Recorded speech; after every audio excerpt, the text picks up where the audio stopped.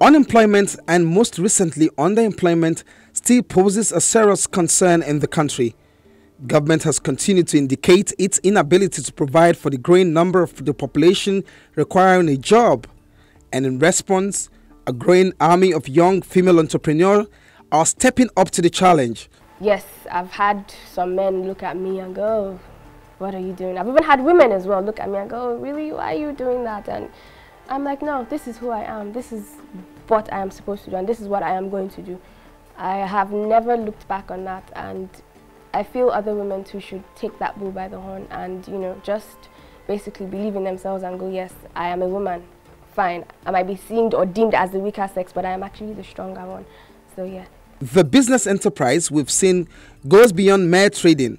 These ladies are creating employment, training, mentorship, and volunteer services. I don't just run a business, I have an NGO that I run on the side. So if I'm not taking care of business, or if I have my team handling it, I travel to paint public schools in all over Nigeria in different states. Public school, orphanages. So I just recently got back from Warri to pick a school that I'll paint. I do it for free. And so yeah, I'm actually busy. I'm always pursuing one thing or another. This one is called Dara. So it was named after the first person that bought this design. Her name is actually Chioma, but I wanted to do this design for males as well, and I didn't feel a man would want to buy a pair of slippers called Chioma. So this one is called Uto, named after my sister, the first person to buy this design. This one is Jaja. It's a nickname for my dad. He was the one I actually designed this for him. He was the first person to buy it as well. This one is called Denola, named after Denola Gray. This one is Itoro, named after my dear friend Itoro. She has like, I don't know, maybe like 6 pairs of this. Every time I bring out a new color, she just comes up and buys. She's amazing. This one is Daring Dara. As you can see, it's the same silhouette as the Dara, but just that we added the fringe and the tassel bow. So it's a bit more daring than the Dara. This one is a pair of Maasai thong slippers, and these Maasai beads are actually all the way from East Africa, Kenya. So I traveled there in 2016, and I met up with the ladies over there, and I had them custom make these beads for me. I brought them back to Nigeria and used them to make shoes. In Nigeria, power supply is work in progress. There has been several transition points spanning successive government. Each administration has exercised various strategies in attempting to fix power. Admittedly, significant progress have been made, which again has created a new set of challenge. So that while there is a focus on incremental power to steady power, assessing it efficiently at the consumer level when available means having an effective way of capturing consumption pattern. Metering and provision of meters to plug the deficiency gap is at the heart of a business entrepreneurship drive of another young Nigerian lady, Chantel Abdul, who is Nigeria's only female meter manufacturer in Nigeria. Those must be very audacious steps. Mojek International, of course, which is the holdings company, started in, I think, 1985. And at the time, Mojek was well known under the days, or rather in the auspices of the Nigerian Electricity Power Authority. And we did a lot of business with PHCN then as well. We were primarily known for metering then. We did a lot of work in transmission. And we were probably one of the first companies in Nigeria to bring electricity meters into the market in Nigeria.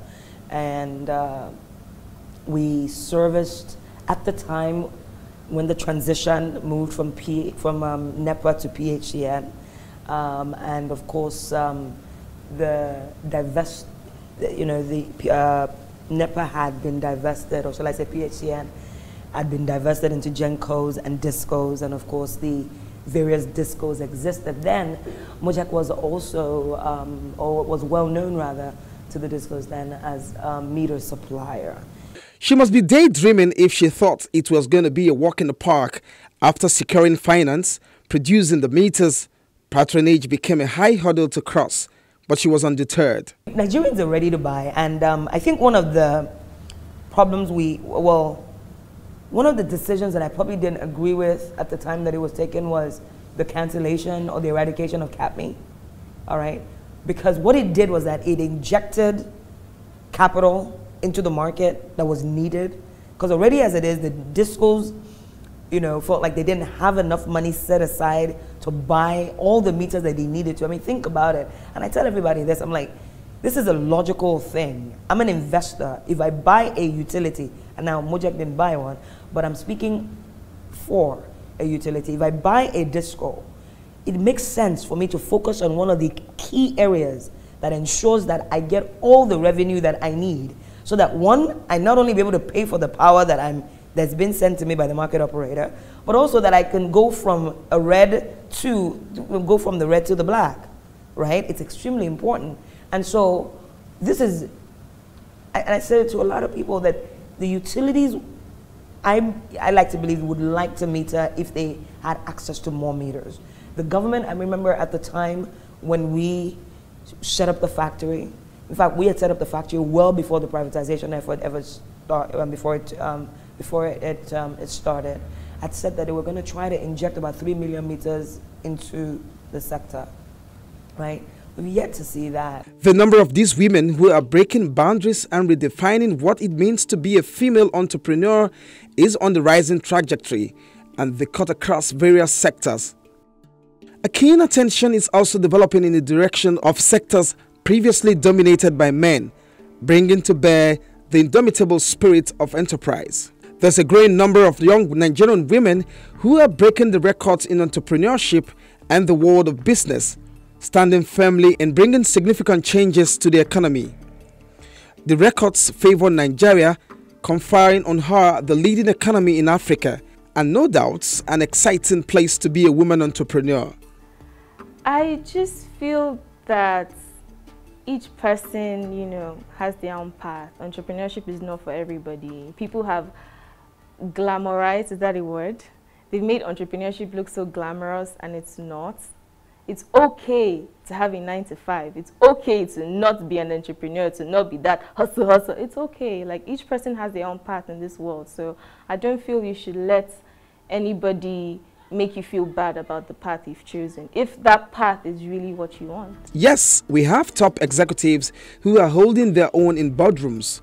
Some have made remarkable accomplishments because of their background, education, marriages, official position, royalty, and so on. However, the entrepreneurship spirit of others has risen from women who basically saw a gap in the society and set out to bridge it for the good of their communities. So we either had to sit on our laurels and say, you know what, I have a factory, I have factory staff, I have people I need to pay. We had goods that were just sitting in the store. And we had to compete, and we had to compete aggressively, right? Especially when we had foreign, you know, meter manufacturers who were coming in with offers to the utilities and saying, hey, you know what, take my meters, you don't need to pay for the next 1 year. I'll give you a 1-year moratorium and you can pay me over the next 3, 4, 5 years. Mojek had to get creative, and I tell a lot of people that I wear dual hats, right? So I'm not just a manufacturer, but I've become a vendor finance. In a bid to solve challenges and create solutions to everyday problems, these women are building sustainable businesses.